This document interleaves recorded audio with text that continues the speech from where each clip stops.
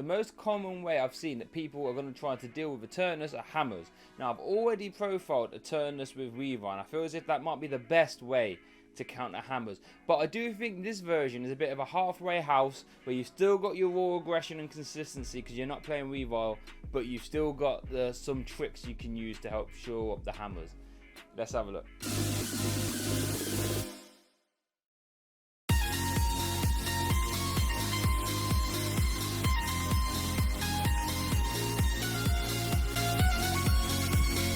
Right then, so yeah, Eternatus VMAX Turbo Patch E-Switch. Now, like I said, we're trying to get the benefits of Weavile without having to rely on stuff like Red and Blue, and even trying to evolve the Weavile in the first place, because you know, it is a bit of a liability. Just sometimes, you know, your supporter you want to play like ends up taking cards out your hand. I know we've got Growbat, but sometimes we won't. So I feel like this is a very good halfway house version, and will allow us to play some other stuff that's going to let us be a little bit more versatile, like it says in the thumbnail.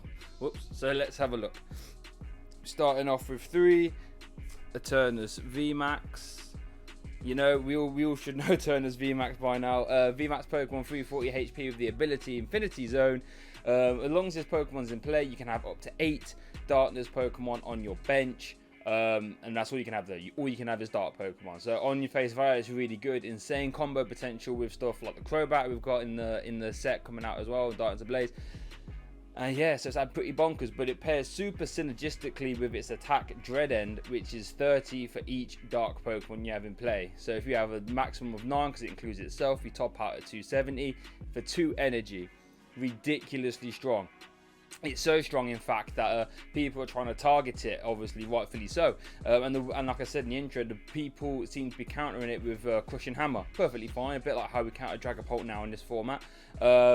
And I really want to play Eternatus on set launch. I'm really scared that if I did the first cup I go to, everyone's playing 4 hammers to have their like Eternatus tech. So I'm really conscious of that. I'm trying to think of versions that we Eternatus players can play at set launch, where we're going to help, you know, have a little bit more to combat that play style. So yeah, that's how I came up with this list.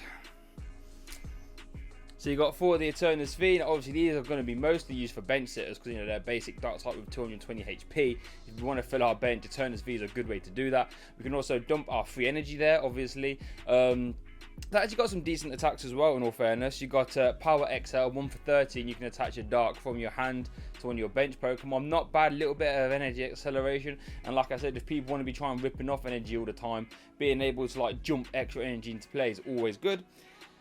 Dynamax Cannon, however, 4 for 120 if your opponent's Pokemon active as a VMAX, you do 120 more. 4 for 240, that's not very good. We don't really want to be using that. In the Weavile version, you could actually potentially do it. In this version, we don't really want to be energy switching on to do that attack. It's not the greatest. Then we got 4 Crobat. Insane card. Insane card. You know, Crobat's nuts. When you bench it, you can draw up to 6 cards in your hand. Very reminiscent of Shaymin EX from War in Skies back in the day. Except you can only use 1 night asset a turn. You can't just, like, you know, keep going mad with it. Really good bench sitters. 180 HP though, so a bit on the low side. Will be a boss's orders target for a lot of decks. But yeah, you know, when you can draw up to 6 cards without having to play a supporter, that's really cool. Lets you play stuff like 4 Marnie, lets us play some other supporters that we've got and not have to worry about the drawback of our supporter not drawing us cards, because we can just draw cards of this anyway. Really good, really good. And I guess this attack we can actually use Poison Fang, 2 for 70, and your opponent's Pokemon's poisoned. You know, could come up, could come up. Another really good bench sitter, Galarian Zigzagoon. For obvious reasons, this one only gives up 1 prize, which is nice. But when you bench him, you can put 1 damage count on one of your opponent's Pokemon. So this can help you potentially, like if we've missed benching Pokemon, so we had a pretty weak Dread End, we can try and use this in combination with Scoop Up Net to try and turn our 3-shot back into a 2-shot. Or if you've gone particularly nuts to it and our opponent's playing quite a weak Pokemon, like an ADP for example, it's mad when that ADP is weak. You can just bench 1 Zigzagoon, 10, and now you can do Dread End for 270, take a 1-shot on a tag team. Pretty silly. That's the reason we play a full 4 count and we play some Scoop Up Nets, just so we can try and get maximum value and really be efficient with those damage counters.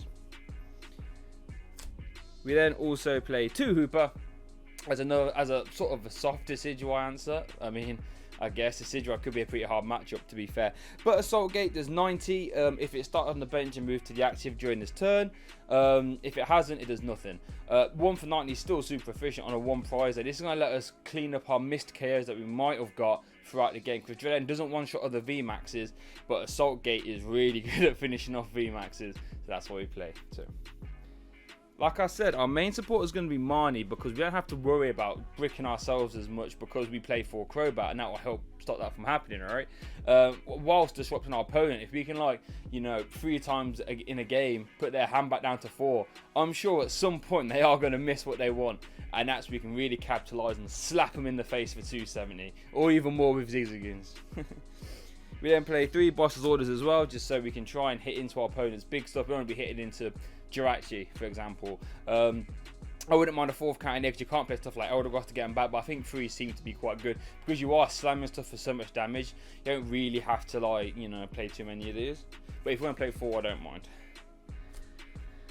2 Professor's Research. Now, we don't really want to discard too many Pokemon. That's why we only play 2 Professor's Research. But still, discard draw 7 is still really good. It's going to help us find our combo pieces that we are playing now and let us fill our bench up really fast. Because, you know, Drellen's all well and good, but we start to get 8 bench Pokemon down, 9 if you include the active as well. So that can be hard sometimes, even with Crobat. So 2 Professor's Research help alleviate that. Hey, we got 1 Mallow. I'd love for this to be 2 because, you know, Eternatus with 340 HP is so tanky. You can really make use of the mallow here. You know, discarding 2 cards from my hand isn't a death sentence because we've got Crobat to fall back on. Transitions really well into an Assault Gate with our Hooper, or even just into another Eternatus VMAX that we've set up. You know, maybe you can cut 1 research, go to 2nd mallow. It's going to be a little bit more defensive. As it stands now, though, I've only got the 1. Make it count because it's super strong. Okay, now let's go into some fun stuff. We've got 3 Turbo Patch. Now, this is how we're going to try and get around these hammers.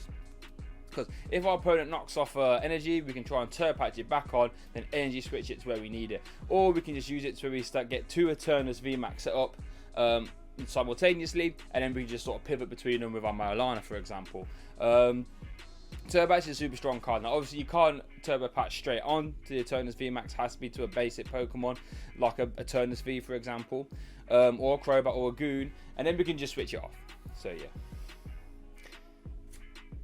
4 Quick Ball, because, you know, if there's any deck that needs to play 4 Quick Ball, it's probably this one. Should be fairly self-explanatory, but we need to get 8 bench Pokemon.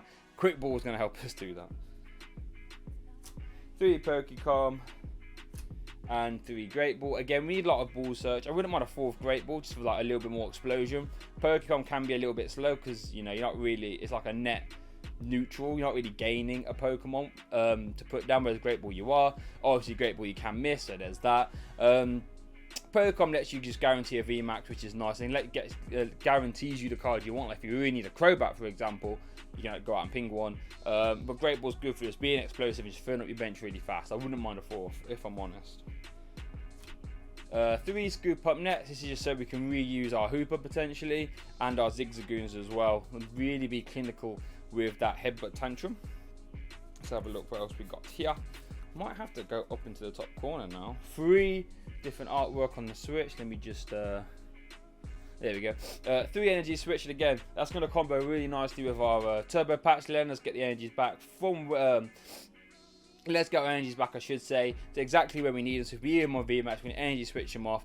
It also means as well, let's say we haven't got another Returners down for some reason, we've got energy in hand, we can just attach to a Crobat now, and we can just energy switch it off later, whereas before it would have been a back energy attachment.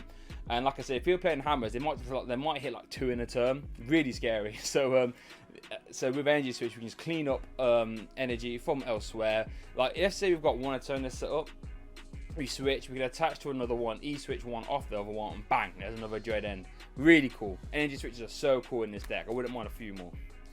And then we've got 1 switch and 1 air balloon. I don't own many of them. That's an air balloon. I'm not 100% sure sold on these switching card options. Like you could go to like 2 air balloon, or I just like having a switch and an air balloon. To be fair, we've got Mallow that adds a soft switch as well, and we've got the hide darkness energies as well.